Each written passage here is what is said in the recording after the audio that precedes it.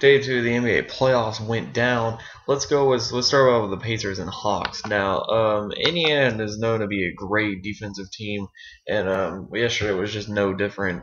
They jumped out to a 34-26 lead, and Paul George basically led the attack. He didn't make many shots, but he ended up the game with a triple double, scoring 23 with 12 assists and 11 rebounds, and he shot 17 of 18 from the free throw line.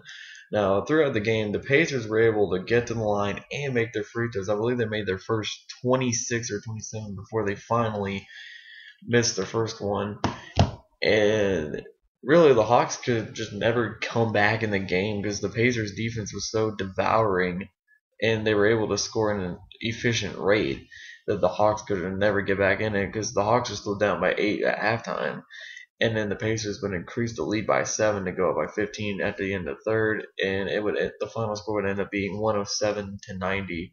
Other stats to note: 6 players got in double digits for the Pacers, including David West with 13, George Hill with 18. I already mentioned Paul George. Roy Hibbert had 16, Stevenson had 13, and Gerald Green at 11. So you can see there was a very equal amount of scoring from the Pacers, and they were able to do really good. Jeff Teague led all Hawks with 21. Josh Smith was held to 7-15 shooting with 15 points, and he did get 8 rebounds. And Al Horford had 14. What I think the Pacers. I said the Pacers would win this in probably 5. That still stands after this game. The next game will be on Wednesday, and it will be on NBA TV. And let's go on to the Lakers and Spurs. Now, Steve Nash did come back in this game, but their offense was very stagnant, especially at the opening gate, as the Spurs jumped out to a 9-point lead, leading 24-15 at the end of one. Manu Ginobili, well, he came back the last game of the season, but he did play today, and he looked pretty well today. He was his usual self. He had 18 points, 6 of 13 shooting, made 3 threes. Steve Nash, though, really struggled in his return. He shot 6 of 15, 16 points. I guess that's not much worse than Manu, but he just didn't have the points to show for it. Only 3 assists. Dwight had 20 on 8 of 12 shooting and 15 rebounds. I kind of thought he should have pounded the paint more. I mean, he was able to do well whenever he had a chance. And as Pau Gasol struggled at 7-16 shooting, they get 16 points and 16 rebounds and 6 assists.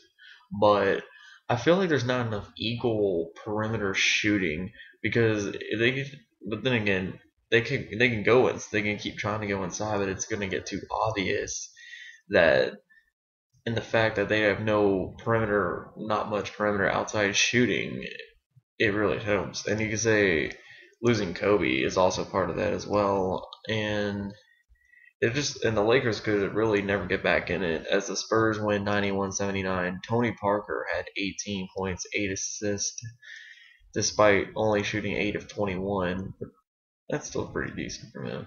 And Tim Duncan has 17 points and 10 rebounds, get a double-double. Game 2 will be Wednesday night on TNT at 9:30. Let's go on to the Bucks Heat. Now, Brandon Jennings, he made a statement that the Bucks were going to win in 6. Well, the first half they didn't do too bad, and Jennings really had an overall good game. He ended up with 26 on 8 of 20 shooting. Monte Ellis chipped in 22.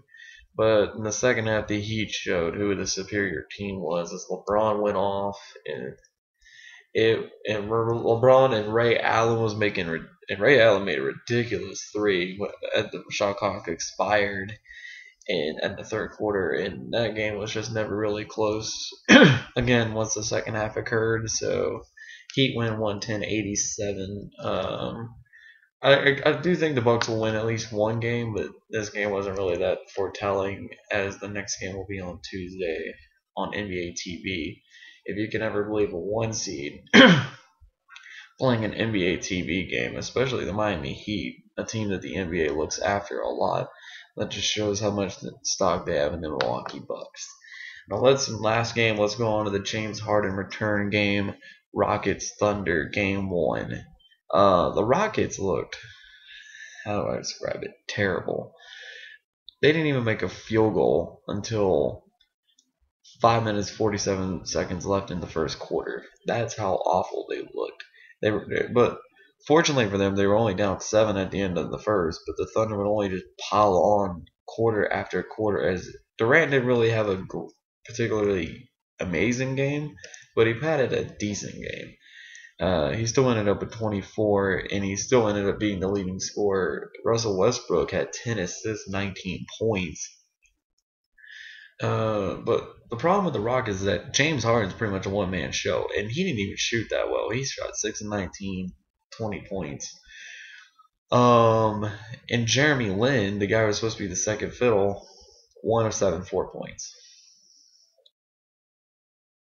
I don't know what to say here. And Chandler Parsons, who has been doing pretty well for them, only had 9 points on 4-11 shooting. The problem with the Rockets is that they don't have enough efficient shooting or equal amount of shooting. And if it's just going to be the James Harden show, this might just be a sweep. I did say the Rockets maybe win one game at home, but this game did not convince me at all as it got ugly really quick. The Thunder were up by 13 at the half, but they ended up winning by 29 as they blow out the Rockets 120-91.